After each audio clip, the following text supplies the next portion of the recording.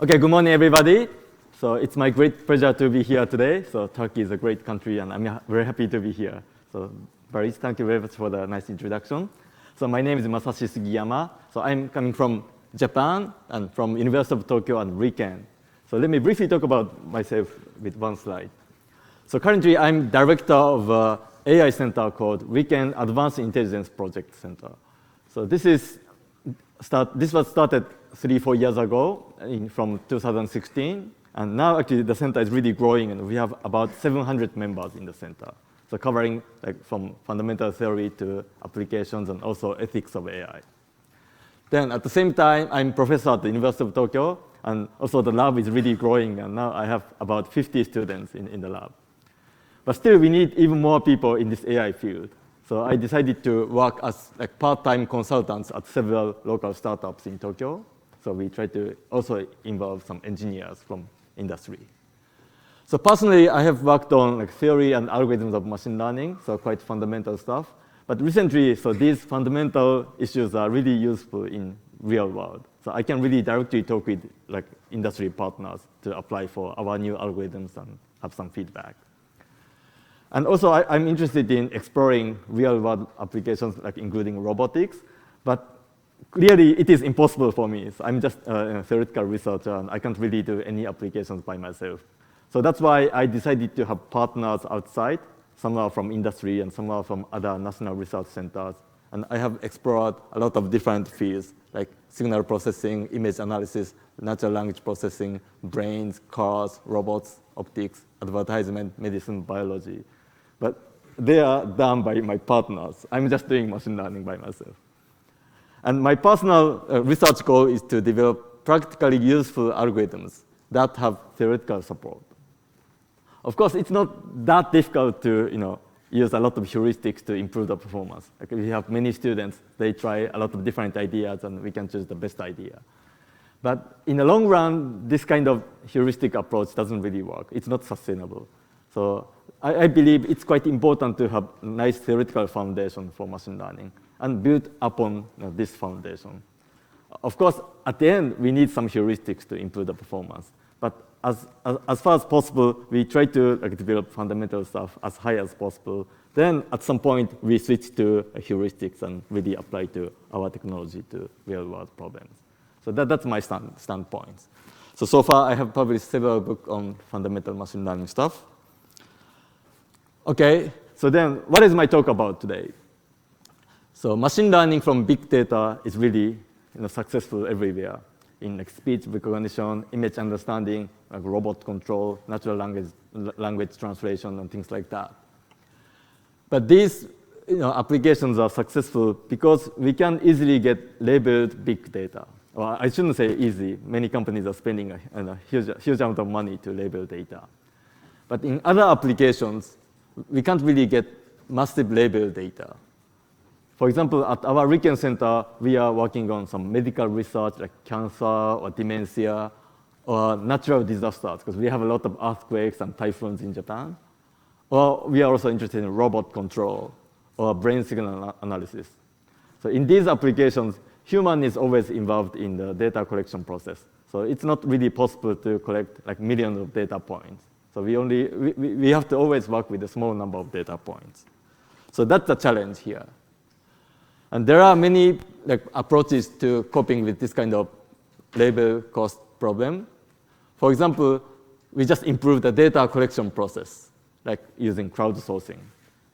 Or we may use a simulator to generate pseudo data. So this kind of approach is quite popular in natural disasters or some chemistry and physics experiments.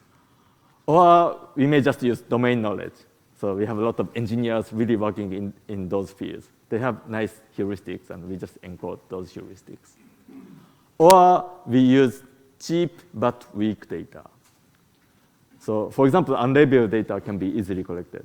Like semi-supervised learning is a typical idea for the last part.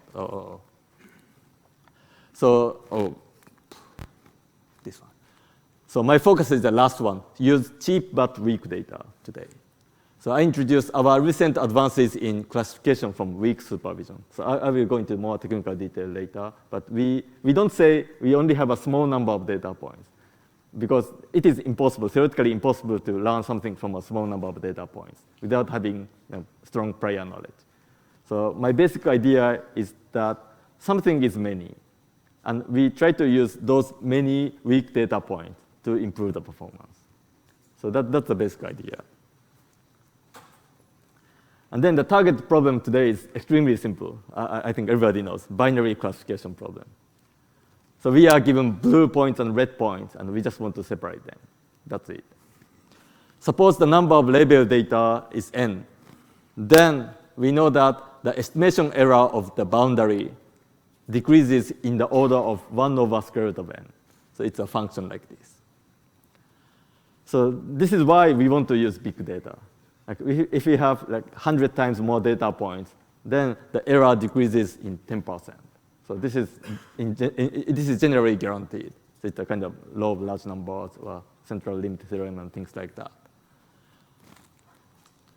But as I said, so collecting labeled data is often quite costly or sometimes impossible.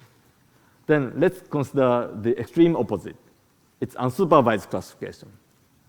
So gathering labeled data is costly, so let's use unlabeled data, like black ones, that we don't know whether they are red or blue, but they are still black.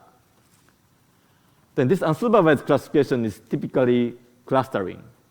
So like in this case, we have 2 clusters. It's a famous 2-moon data set, by the way. So we have 2 clusters. Then we may split these two clusters in this way. Then if one cluster by chance corresponds to one class, then this method works perfectly fine. Like if this cluster are all red and this cluster is all blue, then clustering works perfectly fine as a supervised classification method. But in reality, life is not that simple. So this kind of naive approach doesn't work. Then, so many people have worked on semi-supervised classification for long years. So they try to use a large number of unlabeled data in addition to a small number of labeled data. Like I'm still using the same illustration, but now we have one blue point, one labeled point here, positive point here, and one negative point here. But typical semi-supervised classification methods are basically the same as unsupervised classification. They do some kind of clustering, either explicitly or implicitly, like having this kind of line anyway. But now they have like blue point here and red point here. So let's propagate this blue color over this cluster, or this red color over this cluster. So this is the basic idea of standard semi-supervised classification. But then it is clear that this method suffers the same problem, same weakness as the previous unsupervised classification, unsupervised clustering method. So if one cluster corresponds to one class, this works well. But in reality, it's not really true.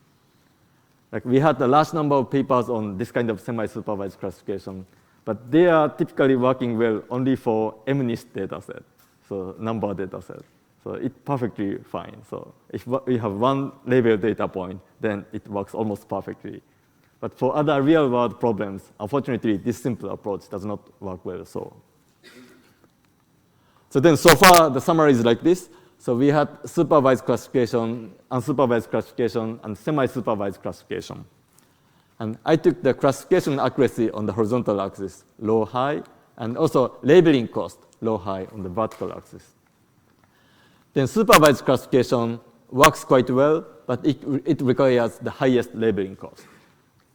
On the other hand, unsupervised classification, it does not require the labeling cost, it's the lowest cost, but classification accuracy is low. Then semi-supervised classification, so we expect this to work much better, but unfortunately, it doesn't work so well in many practical problems. So then it is still located in the left-hand side of the figure. So then this space is our target. So we are interested in developing classification methods that achieve high accuracy with low labeling cost. So that's the target of my talk today. So is everything all right so far? Okay, good. So then next, so this is the kind of table of contents of my talk today. So this is in the morning. So I will spend next 10 minutes to go through the entire contents without going into the technical detail. So I'm just explaining what kind of problems we can solve by the latest technology. Then later, I explain how we solve the problem. maybe for some people, how part is not that interesting. Then you may just focus on the next 10 minutes and see what kind of problems we can really solve in practice. So they are called like PU classification, PNU classification, blah, blah, blah. So I use a lot of acronyms like PNU stuff here. P is positive, N is negative, U is unlabeled. Then conf is confidence, S is similar, comp is complementary. So I use these shorthand notations later. Then let's start from PU classification. So as the name stands for, we try to train a classifier only from positive and unlabeled data. So remember that still the problem is the binary classification problem. We want to separate positives and negatives. But because of some reasons, we can't get any single negative points, but only unlabeled data and positive data. For example, if we consider click prediction problems on the web, so we can easily collect positive data by looking at the clicked links, so click history. But collecting negative data is not that straightforward, because negative here means so users don't like this link or that link. Of course, we can easily collect links that were not clicked by the user, but we can't simply say unclicked links are like uninteresting links for the user. Maybe user had interest in this link, but he or she didn't have time to click this link at that moment. Then that sample is still, that link is still unclicked. So in this scenario, we naturally only have positive data and unlabeled data without any negative data. And similar kind of situation can happen also in like friend prediction in SNS networks, for example. We can actually find a lot of real-world problems where negative data is not available. So the situation is like this. So we have blue points and no red points, but only black points like this. And only from blue and black, we want to obtain this green line. So that's the PU classification problem. And I will go into the technical detail later, but our conclusion is that this problem can be basically completely solved. So in our life, we don't need negative data at all. Just give me positive and unlabeled data, then we can perfectly train a classifier. So that's our theoretical results so far. And we can achieve 1 over square root of n convergence. So this is actually theoretically known to be the best convergence rate without any additional knowledge. So that means already like PU classification is optimal in terms of like data efficiency. So that's PU learning. Now we can solve a classification problem only from P and U data. Then based on that method, we can actually perform semi-supervised classification in a bit better way. So I call semi-supervised learning as PNU classification, because it contains all positive, negative, and unlabeled data. So blue, red, black points like this. Then our idea is extremely simple. So we decompose this PNU problem into PU, PN, and NU problems. Then already I have shown, I just explained that we can solve the PU problem in a nice way. I will talk about it later. Then NU problem is basically the kind of symmetric version of PU problem. So we can also solve this problem in the same way. Then the last one, PN problem, this is the standard supervised learning problem. Of course, we can solve. Then just by kind of combining 3 problems, we can solve a semi-supervised learning classification problem. So that's the idea. So we didn't develop anything new, but we just decompose the problem into PU, PN, and NU. Then actually we can achieve the optimal convergence rate again. So I will go into the detail later, but so we don't really need any additional theoretical assumptions on unlabeled data, like clusters. So all previous methods basically required some kind of cluster assumptions, like one cluster corresponds to one class. But our method doesn't require that. But still, we can guarantee that it achieves 1 over square root of n convergence. So that's PNU classification. Then the next one is P classification. So sometimes even U data is not available. For example, if you work for a company and you can access the database of your own company, but of course you are not allowed to see the database of other companies, so because of some privacy issues. So this means that you are not allowed to even get unlabeled data from other companies' databases. So then we can only see the positive data, one of the classes from the database, from our own database. Then, so basically the conclusion is that if we only have P data, it's not possible. So it's basically one class classification problem, and we can't really solve the classification problem in a systematic way. But we have shown that if the positive data is equipped with confidence, so I will define the confidence more specifically later, but it's class conditional probability. If we have positive data with class posterior probability, then we can really train a classifier. Again, with the convergence rate of 1 over square root of n. So this means that we don't even need unlabeled data, negative data, but we just need positive confidence data to train a classifier. So that's Pconf classification. Then let's further reduce the supervision. So now it's completely unsupervised. But of course, unsupervised classification is different from supervised classification. So we have a bit additional situation here, assumption here. So it's called UU classification. So we have two sets of unlabeled data. But our assumption is that so two unlabeled data sets have different class pairs, meaning that different proportions of positives and negatives. Like this is one of the unlabeled data sets, and it has, I forget, 50% positives and 50% negatives or something like that. Then this is the second unlabeled data set. This has 70% positives and 30% negatives or something like that. They have different proportions of classes. But here, actually, we don't have to know the proportions, but we just have to assume theoretically that proportions are different. Because if the proportion is the same, so given a single unlabeled data, we just split it into two data sets. But this is just redundant. So we need to assume that pairs are different.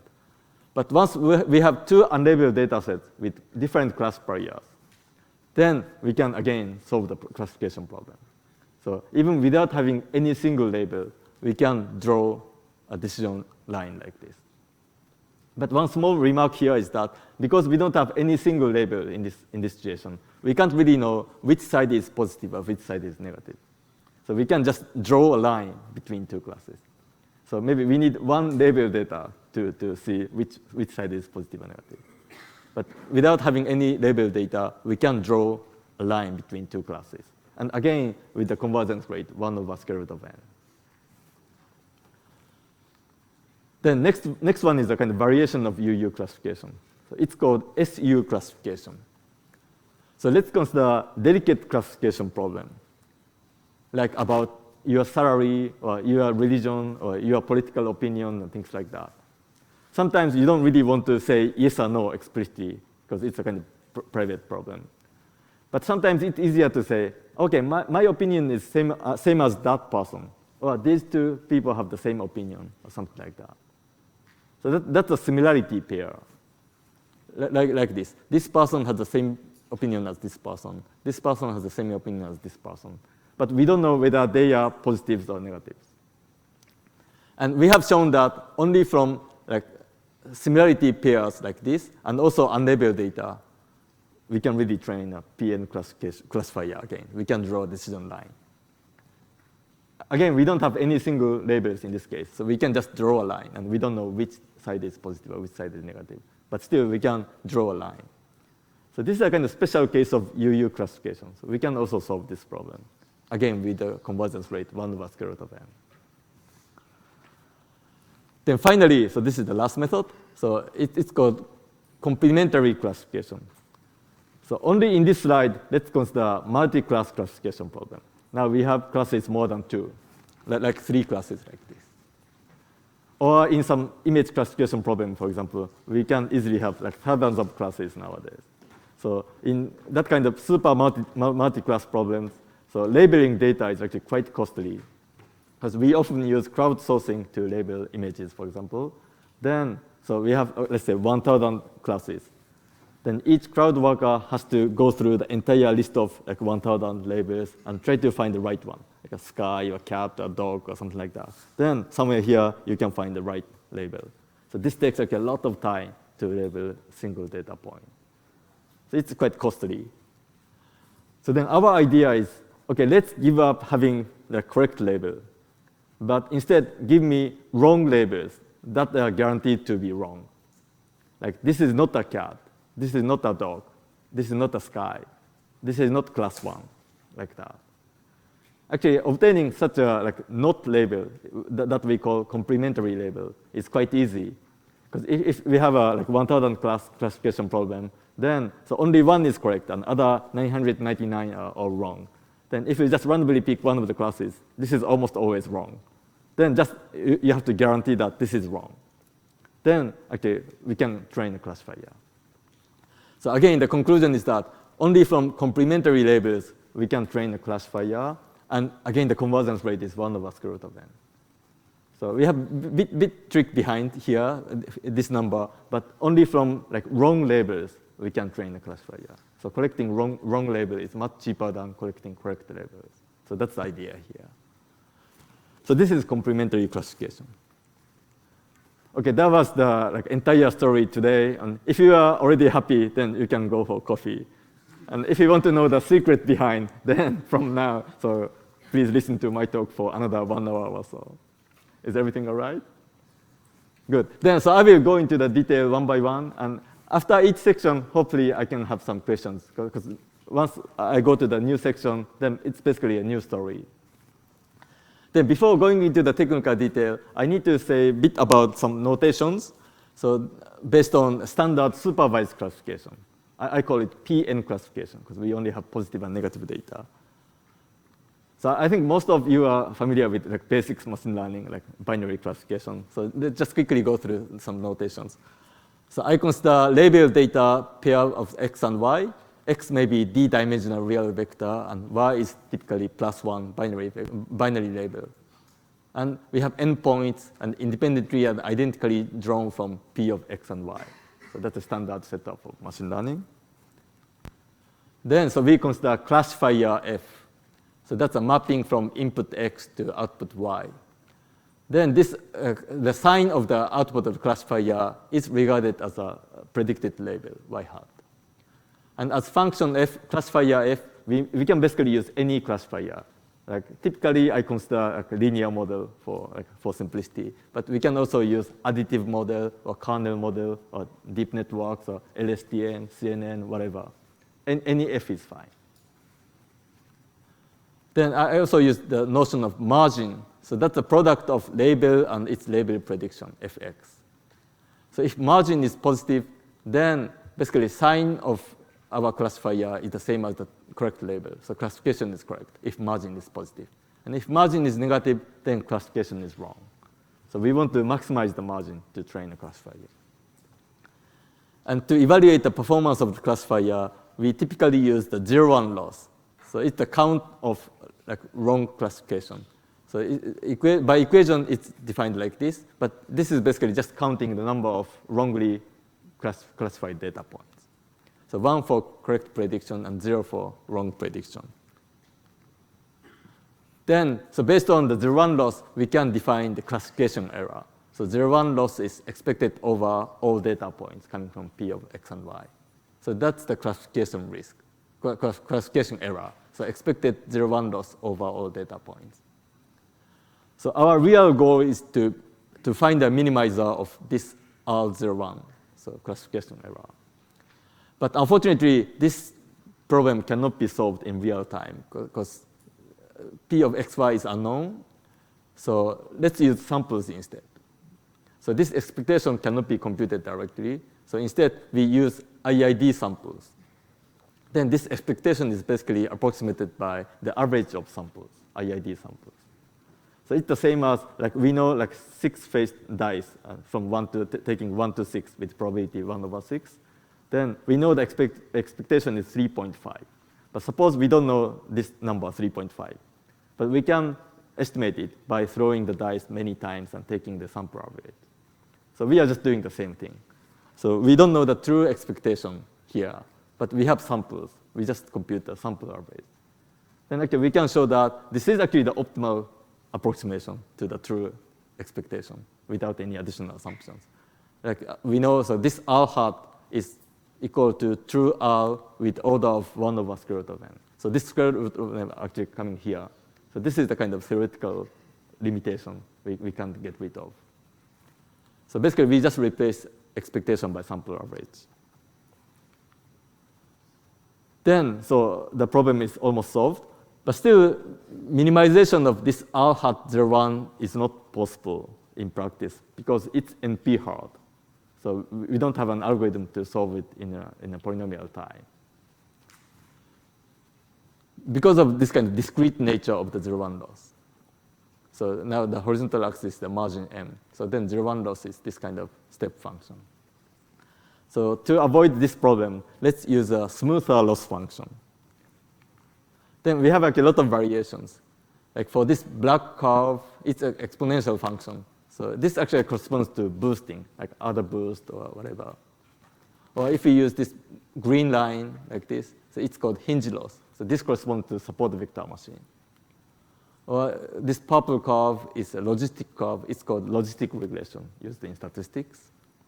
Or this light blue curve is the ramp loss, and it's used in robust support vector machine.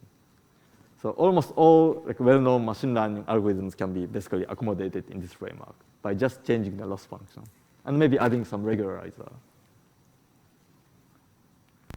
So they are called surrogate loss functions. So then based on this surrogate loss L, so we define the classification risk like this. So this is basically our target. We try to minimize this quantity in practice. Then again, so we replace this expectation by sample averages. Then we have this R hat PN. And again, this is the best approximator to this true risk with the order of error of the order of 1 over square root of n. And we try to minimize this R hat PN in some function class, either linear model, additive model, kernel model, or some deep networks. So that's the basic framework. But here, actually, we use positive and negative data, so PN learning. But from now, so let's forget this part, because now we are weakly supervised learning situation. We don't have both positive and negative data, but we have some other things. But still, we want to try to minimize this true risk, classification risk. So that's the target here. OK, that was a kind of quick review of like standard machine learning setup. And is everything all right so far? Maybe that was a bit boring part, but if you want to see some equations later, you can see the slide from here. OK, then let's come to PU classification. So again, the problem is, so we have only positive data and unlabeled data. So positive data are IID samples from the positive class distribution, and unlabeled data is an IID sample from marginal distribution. And based on blue and black points, we want to train a PN classifier. So then again, we have the same definition of the classification risk. And in the standard PN case, we basically decompose this one into risk for positive data and risk for negative data. Then in the standard PN case, we have both positive data and negative data. Then we can just replace this expectation by sample average and also replace this expectation by sample average. Then we can solve the problem. But in this PU learning setup, we don't have negative data. So we can't directly replace this expectation with sample average. So that's the technical challenge here. And also, we have pi here and 1 minus pi here. So this is class prior probability. So in unlabeled data, we have, let's say, 10% of positive data points and 90% of negative points or something like that. So it's pi. And in reality, we need to also estimate this pi only from positive and unlabeled data. But already we have several reasonable methods to estimate pi only from PU data. So today, I assume that pi is known already, or pi has been estimated in advance, and just use a fixed value. But in reality, we also have to estimate pi from data. But for simplicity, so let me avoid discussing this problem today. So this part. So we don't have negative data, but we want to approximate the expectation over negative data points. So this is the challenge here.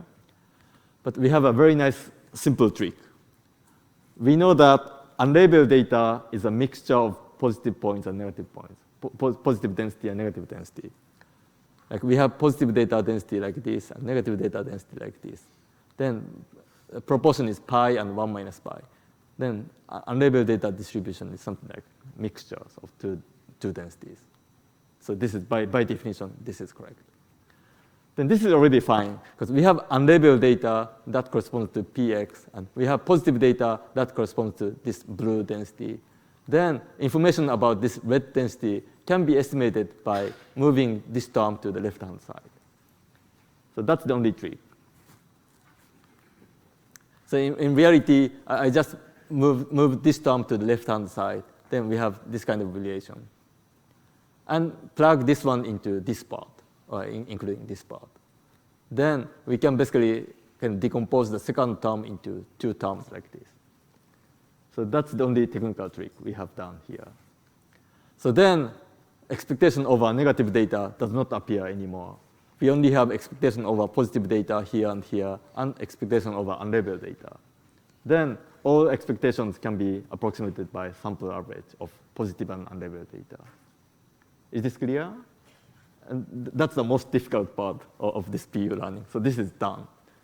So then we can estimate the risk in an unbiased way, and it is straightforward that we can achieve 1 over square root of n convergence. Yeah, like we have sample average like this. Then we can achieve 1 over square root of n convergence. So more specifically, so we computed the difference of the risks of like empirical risk minimizer and true risk minimizer like this. This is upper bounded by this quantity. But we have 1 over square root of NP, number of positive data points, and 1 over square root of NU, so number of unlabeled data points. We have this kind of theoretical guarantee. And this already shows that it's optimal. None of the methods can improve this approach anymore. So this is fine. So it's a very kind of straightforward approach, but we can solve the PU problem by this way. So that's the kind of end of the first part of PU learning. It's a like happy story so far. But unfortunately, it doesn't work so well. So we need to talk a bit more about some correction. But before going into that, so let's have a similar theoretical analysis for PN classification, standard supervised classification. Like the first line is the same as the previous page. Then we can also perform the same kind of analysis for standard PN classification. Then we have quite similar result like this, 1 over square root of NP and 1 over square root of NN. So this is again optimal. But the interesting thing is now we can actually compare these two bounds because we have the same constant here.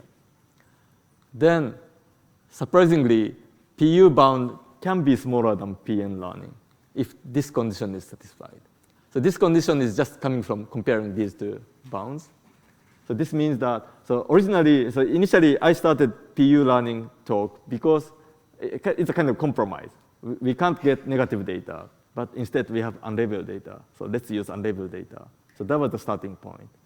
But under some condition, we can actually show that PU learning can be better than PN learning. In particular, if you have a large number of unlabeled data, then this term becomes really small. Then maybe left-hand side tends to be small. Or if you have only a small number of negative data, then the right-hand side is quite large. Then PU learning can be better. So this means we have a certain number of positive data points, and suppose we have only a small number of negative data and a large number of unlabeled data. Then instead of doing PN learning based on positive data and small number of negative data, using PU learning with positive data and a large number of unlabeled data is actually really better in terms of the upper bound of the estimation error. So I will show some experiments later, but this is really the case in reality. So if you have a large number of unlabeled data, then actually don't believe small number of negative data. So relying on large number of unlabeled data is actually better. So that's the finding here. So then one more challenge here. So actually that method does not unfortunately work so well in practice because of this reason. So what we have done so far was we decomposed the risk into P and N. And then N risk was kind of decomposed further into like this term and this term based on this relation, mixture relation. Then actually the problem is this minus. So suppose the loss function is non-negative. Then by definition, this risk for N data is non-negative because it's just the expectation over non-negative quantity. Then by definition, this expression is still non-negative because it's just an equivalent expression. But in practice, we approximate this expectation by sample average like this, and also approximate this expectation by sample average like this. Then this estimated quantity can be negative. Like originally, maybe this was 5 and this was 3 and 5 minus 3, so it was positive.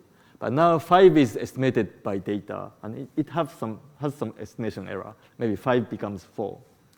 Then this 3 is also estimated by data. Then maybe 3 becomes 5 or something like that. Then this becomes 4 minus 5, and it can be negative. So this really happens in particular when we use a flexible model like neural networks. So that's actually a problem. So its PU empirical approximation can be negative due to the difference of approximations. So this kind of problem didn't happen in standard PN learning. But now in PU learning, we have negative sign here. And that actually causes a problem. But we have a very simple solution to this problem. So we had like these two terms that can become negative. Then, okay, let's impose this to be non-negative. Just we take max 0. Once this term becomes 0, let's round it up to 0. That's it. So this one-line extension gave us a new RIPS paper 2 years ago. But actually, this is really problematic.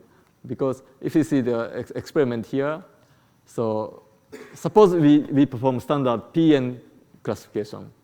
Then the training error, this dotted line, decreases nicely like this. Then test error, this blue solid line, this also decreases and converges nicely like this. So this is the standard PN classification. But in the PU learning case, the training error, this red dotted line, decreases like this. And then at some point, it becomes negative like this. Then the test error actually grows like this. So this is a clear indication of overfitting. So this term should be non-negative by definition. But because of this minus sign, it can become negative. Then we have clear overfitting. So that's why we decided to have this kind of constraint, max 0 constraint, to keep this term non-negative. But now the risk estimator is biased because of this max 0 operation. So we need a little bit more like justification for this. So then I don't really go into the detail, but we have some theoretical analysis for that. And taking max 0 is better in terms of so okay, by max 0, it is biased, but it is still consistent, and its bias decreases exponentially fast. So basically, we can ignore the bias. But because of this small bias, mean squared error is improved. It's smaller.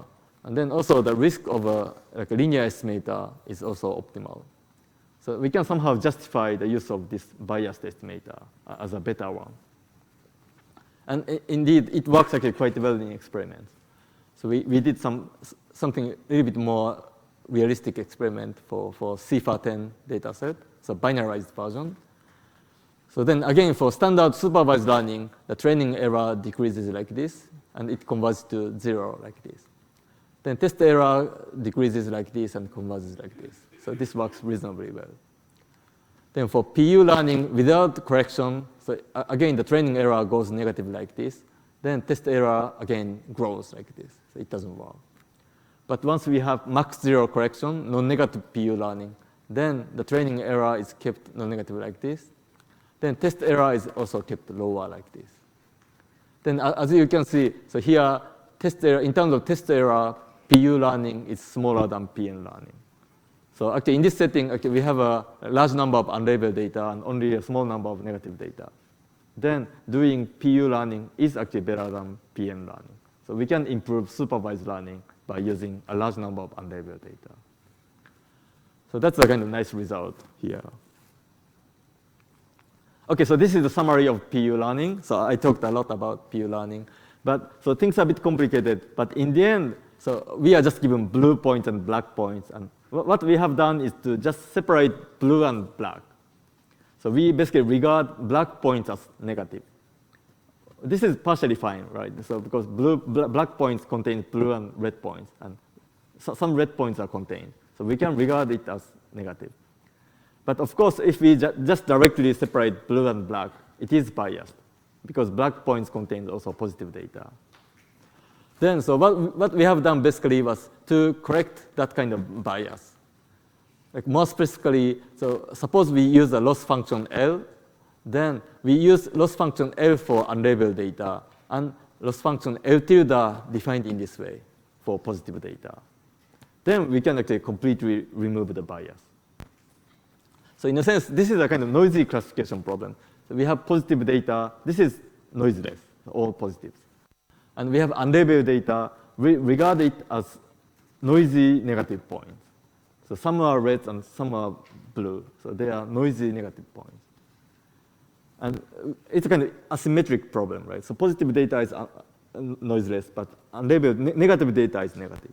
Negative data is noisy. Then this asymmetry can be kind of somehow coped with by using this L tilde function. Then we can show the optimal convergence rate. And we have some nice properties, like if L satisfies this condition, like ramp loss, then so we are basically using the same loss for P and U.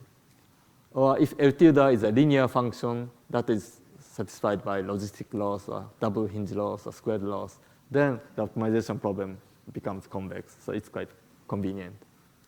And for deepness, as I explained, rounding up the empirical false negative error to 0 can really significantly improve the performance. So that's the end of the PU classification part. And do you have any questions so far? So a lot of equations are there. But in the end, so we are just separating blue and black. And regard blue as noiseless positive. And regard black as noisy negative. And just perform classification. Then we can train a classifier without having any bias. So that was the basic idea. Clear? So we have a toolbox already on the web on GitHub. So if you download it, you can solve a classification problem only from P and U data. OK, good. So then the next is PNU classification. The heaviest part was done. So the latter is actually simpler. So PNU is, as I explained, it's a semi-supervised classification method. We have positive data, negative data, and unlabeled data. And we decided to decompose this problem into PU, PN, and NU. And we have already PU classification method and NU classification method. And also, we have standard PN classification method. So just combine their learning criteria. But in what way? So a natural choice would be to combine PU and NU, because they look symmetric. So we started from this combination. Like we have gamma parameter, so 1 minus gamma R PU, risk of PU, and R times risk of NU. So this is simple, and this looks fine. But it turned out that in experiments, this combination does not work. Then we did some theoretical analysis for this decomposition.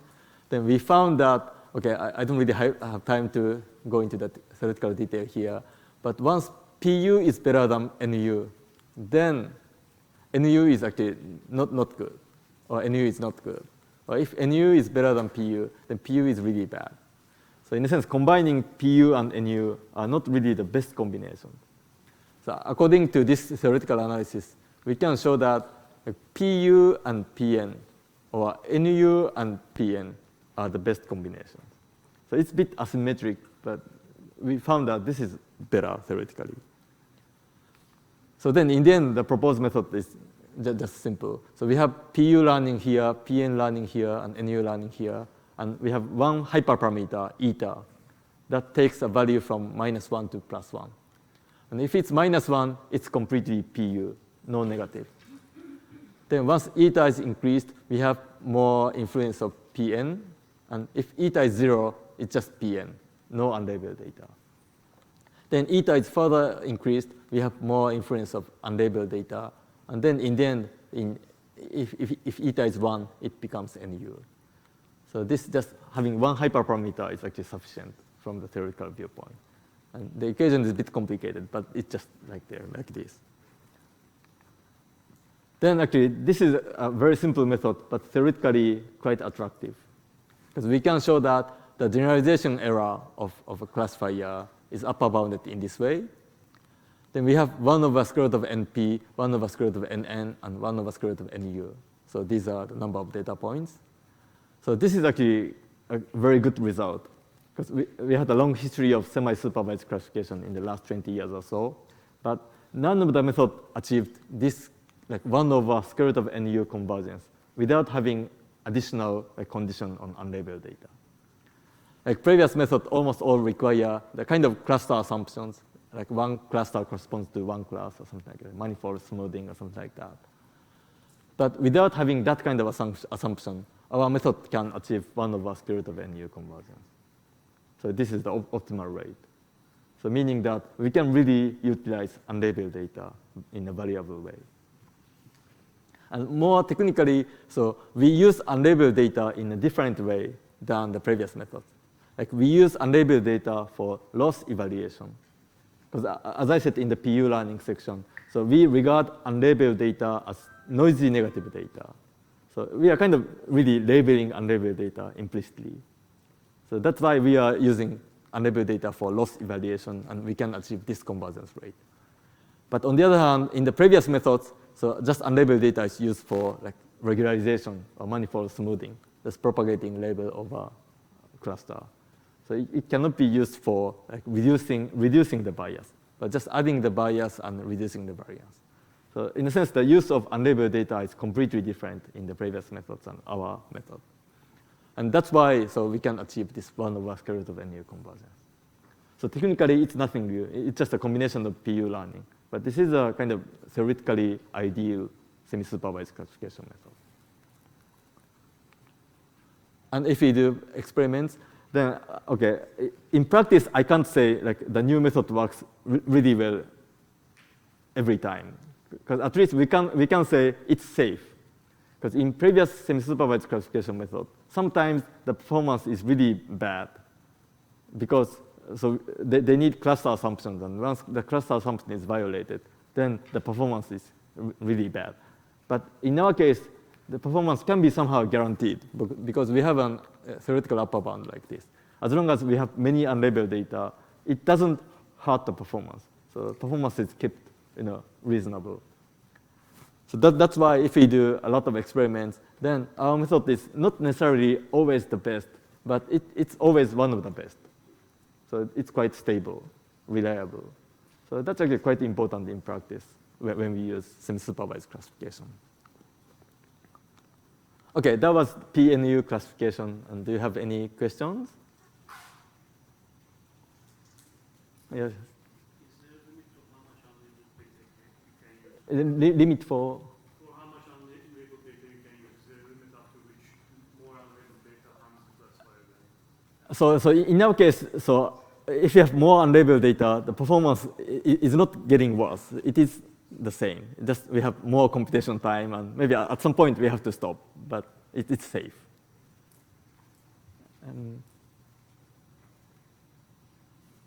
All right. Okay, so then PNU part was done. Then the next challenge is Pconf classification. So we only have positive data. So this part is actually quite simple. So now the data is pairs of X and R. X is an unlabeled data point. It's a positive data point, actually. Positive data points, and R is its confidence, class posterior probability, positive probability. Like this point is 95% positive, this point is 70% positive, this is 5% positive, or something like that. And only from this XR paired data, we want to train a classifier. So that's the target here. But already we have a recipe. So the same way, we first define the classification risk, and we try to estimate this risk only from Pconf data. But in the Pconf case, naively, like suppose one point is like 80% positive, then we can say it is 20% negative, right? So then we may want to write a risk in this way. So R positive and 1 minus R negative, and add them together and take the expectation. So this is a kind of naive solution. But we can show that this is unfortunately not correct. So it's not equal to the risk. The right way is, after a few lines of calculation, we can show that it is like this. So it's quite similar, just divided by R and having pi here. But this is the right expression. So technically, so this is actually not really bad, but the distribution is positive. If this is expected over P of unlabeled data, then this is correct. But we only have data points from positive class.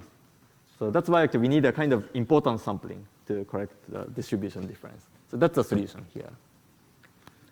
And one nice thing about this expression is that pi is here, so class prior probability. And in the PU case, we had to estimate pi from data. But in Pconf case, this is just a proportional constant. So we can basically throw it away. And we just have to minimize this only from data. So it's much simpler. So that's Pconf classification. And this simple method is just empirical risk minimization. So again, we can show that the difference of the estimation error is upper bounded by 1 over square root of n. So it's the optimal convergence rate. So it's nothing technically new, but it is a kind of safe guarantee. So optimal parametric convergence rate can be achieved. So then doing experiments is actually not that simple, because once we compare Pconf method with PN method, of course PN method works much better. So theoretically, Pconf has the same convergence rate as PN learning, but of course PN is much better in practice. But once we compare Pconf method with the wrong method, so just weighted method here, this one, we know this is wrong, so it doesn't work. So this is much better. So we can't really have like a nice comparison here, but anyway, we can train a classifier only from Pconf data. And for some data sets, Pconf result is rather close to supervised learning, PN learning. So this works reasonably well. So we can train a classifier only from Pconf data. So that's the Pconf part. And any questions? Oh, yeah. What do you think about novelty detection or anomaly detection when you have access only to positive data? Yeah, thank you very much. That's a very good point. So actually, PU learning can be, okay, this is also a kind of anomaly detection. Like we have, let's say, maybe normal data as positive, for example. Then we regard this is very normal, and this is slightly abnormal, and something like that. If we can rank samples in that way, then we can immediately use this approach to classify either anomaly or normal or something like that. And also, PU learning can be used in the same way. Like positive data can be regarded as like normal points, set of normal points. Then unlabeled data can be regarded as like mixture of normal points and anomaly points. Then we can use like the PU learning to obtain a classifier between anomaly and normal samples. But we don't need any single like anomaly examples, because it's often difficult to obtain. We can completely avoid that problem, but still we can solve the problem. Okay, thank you very much. That's a very good point. All right. Then, so let's change the story a little bit. Now, UU classification. It's unsupervised classification. So we have two sets of unlabeled data. Both are coming from P and P prime, like this. And our assumption is that class pairs are different. Py and P prime y are different. 50-50 and 70-30 or something like that. But class conditional distributions are the same. Like both are actually Gaussians in this case. Then, so our previous paper showed that the sign of the difference of the class posterior is a kind of definition of the optimal classifier. This is the base optimal classifier. And we can show that this can be expressed in this way under uniform test classifier. So we have one more data set in the test phase. And we assume that in the test phase, we have 50-50 positive and negatives. Then the optimal classifier can be expressed in this way.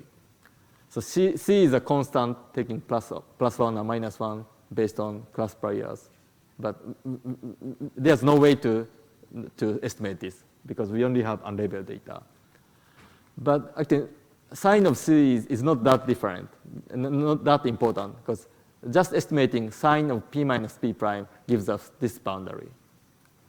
So by that, we can solve UU classification problem. So given two sets of unlabeled data, estimating P and P prime from two sets and take the difference and take the sign, then we can solve the problem. So that was the basic framework we developed a long time ago. But now we have slightly more like systematic approach based on empirical risk minimization. So again, so following the same recipe, so we define the classification risk like this. Then now, we need some additional assumption. The loss function satisfies some kind of symmetric condition. Then the risk can be expressed in this way. So we have some hidden constants here and here, and it's the expectation over like unlabeled data of first set. This is expectation over unlabeled data of the second set, and some constant. Then, so based on two sets of unlabeled data, we can just use empirical risk minimization like this. Then we can train a classifier. So again, it's a standard recipe, so we can achieve 1 over square root of convergence like this. Now we have two sets of unlabeled data, but we have the same optimal convergence rate. So it's a bit special problem, but so actually the intuitive meaning of this approach is that in the PU classification case, we regarded P as like noiseless positive and U as noisy negative.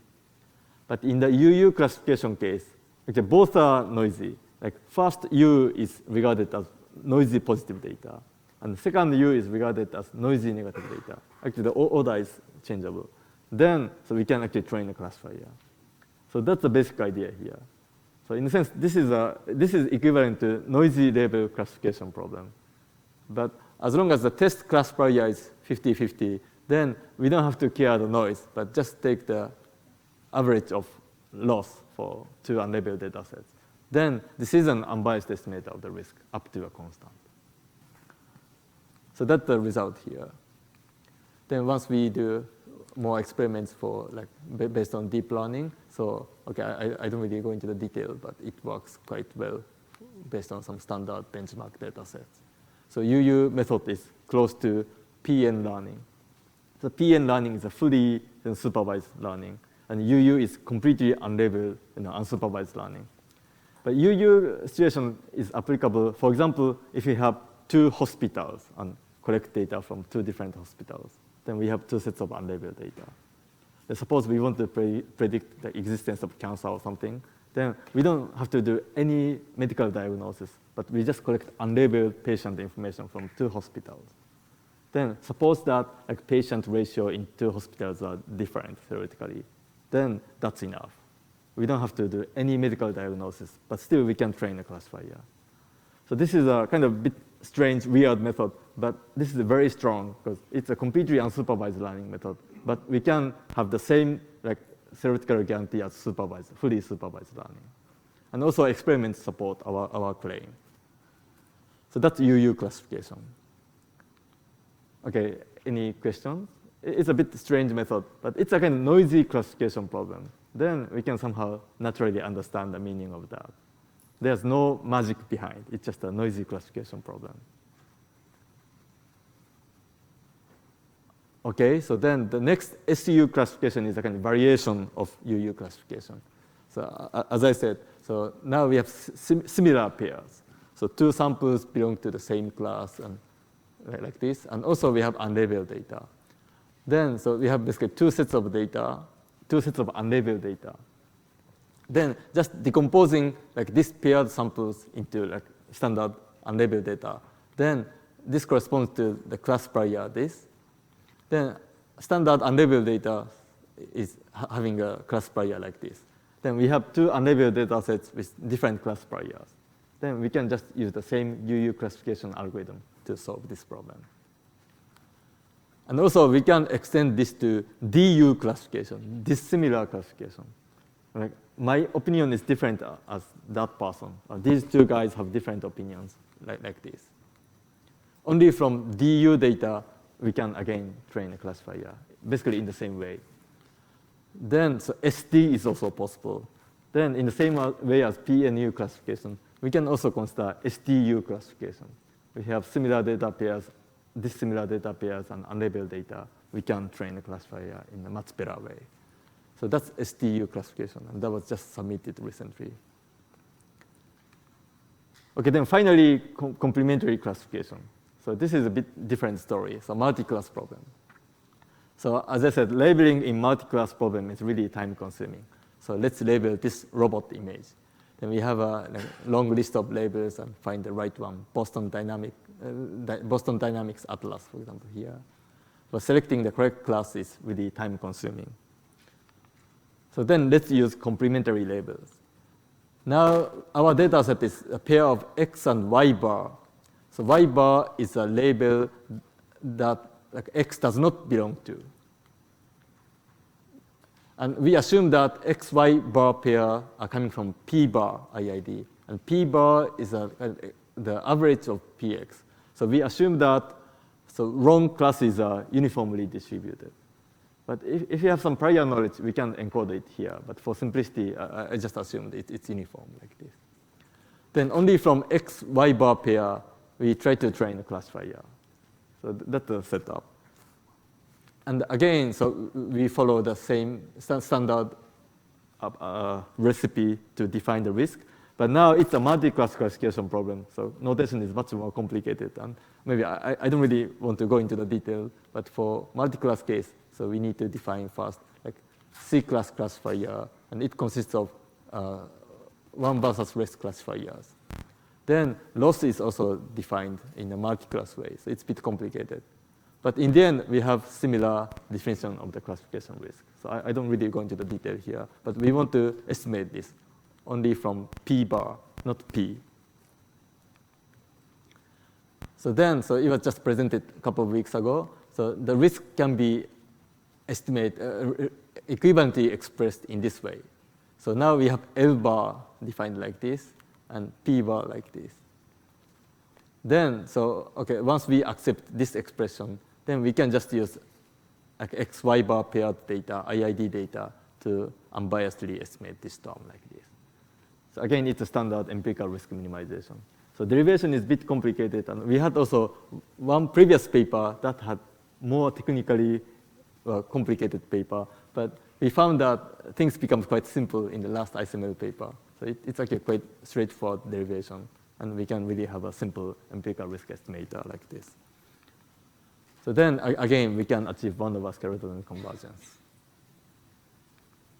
Then, doing experiments, Pconf method works quite well. And this is, we have some two competitive methods, but this method seems to be working quite well. But actually, the main message is not really here. But let's come back to the crowdsourcing scenario again. So we asked crowd user to label this image. So that was an original way of collecting labels. But now let's convert multi-class labeling question into yes/no question.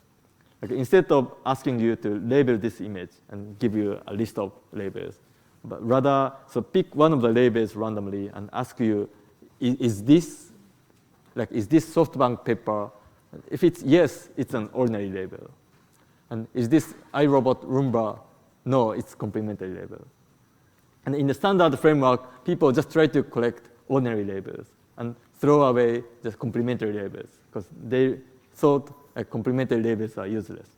But based on our theory, we can show that complementary labels also contain precious information, and we can train a classifier. Then again, we can just add risks. This is the risk for ordinary labels. It's a standard one. And then this is the risk for complementary labels that I explained in the previous page. And prepare alpha between 0 and 1 and just combine them. We can just tune it based on cross-validation. So then we can utilize both ordinary labels and complementary labels. So then actually this is really nice. Once we only use ordinary labels, it doesn't work so well. And once we use only complementary labels, it's much weaker. But if we combine them, then the performance is uniformly improved. This should be true because we are adding more information, so we should gain more. And experiments really showed that. That was complementary classification. So then the final message here is, I didn't talk about models so far explicitly, but what I explained today is basically learning methods. So given data and given model, we gave a new training criterion based on data, based on some weak data. So supervised, unsupervised, semi-supervised. Reinforcement learning could also be allocated here. And then some weakly supervised methods here. Then this axis is basically orthogonal to model choice. We can combine whatever learning method with whatever model. This is quite nice in terms of research and in terms of practice both. So in terms of research, so if you see deep models, the papers are uploaded to arXiv every day. So whenever you want to write a paper, you need to always check the latest arXiv paper and try to avoid some conflict. But we are orthogonal to that direction. So people are going this way, we are going this way. But whenever we had some method, we can always use the latest method. Like when we do theoretical analysis, we almost always consider linear models because it's the simplest and easiest to prove something. But when we do application research with some partners, we always use the latest model in like computer vision, CNN or NLP and LSTM and some other stuff. So our method is kind of model agnostic. So we can combine our method with whatever models. And also whatever regularizers, because it's a standard empirical risk minimization framework. It's nothing special. So we can put any other like spices on the basic framework. So here, we try to explore this corner. So low labeling cost and high classification accuracy. And my talk had a lot of different sections, but the final message is that everything can be combined. So I talked about PNU, Pconf, Nconf, S or D or whatever. So everything can be combined because we are just estimating the classification risk in the same way. Then whatever piece of data you have, if you just give it to me, I can improve the performance. So that's the main message. So in the weekly supervised learning framework, so we want to collect whatever piece of data, piece of information we can get and try to improve the performance. And this approach actually made it possible. So we may consider maybe more different type of weak supervision, but as long as we can estimate the classification risk in the same way, then we can also combine them. So we decided to write a book and publish from MIT Press, and hopefully 2020. I just started writing, and it takes maybe 1 or 2 more years, but hopefully we can publish the kind of general framework of weekly supervised learning. Okay, so this is the last slide. Thank you very much.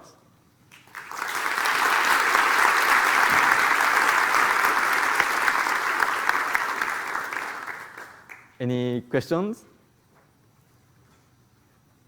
Yes? Any insights in regression direction? Yeah. There's lots of spaces there like unlabeled, right? No label. Yeah, that's a very good point. But regression and classification are quite different. Like positive, negative, unlabeled. So unlabeled is the same, but we can't use the same trick here. Like we can extend this PU PNU approach to like ordinary regression, for example. So it's like class 1, 2, 3, 4, 5. It's ranked. We can extend this approach to that problem. But pure regression is actually quite different from standard classification. So far, I have no idea how to directly extend this idea to this regression problem. But if you have some ideas, that would be great to have more discussion. Thank you.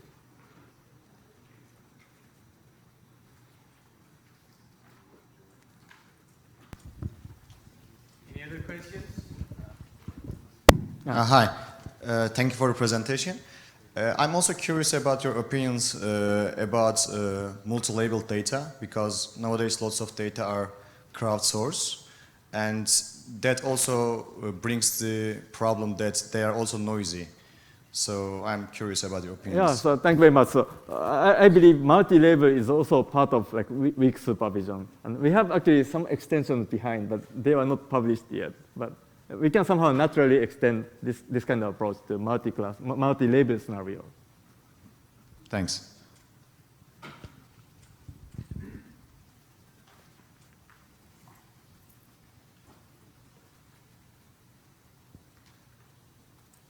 And no other questions? Let's thank our speaker again. Thank you very much.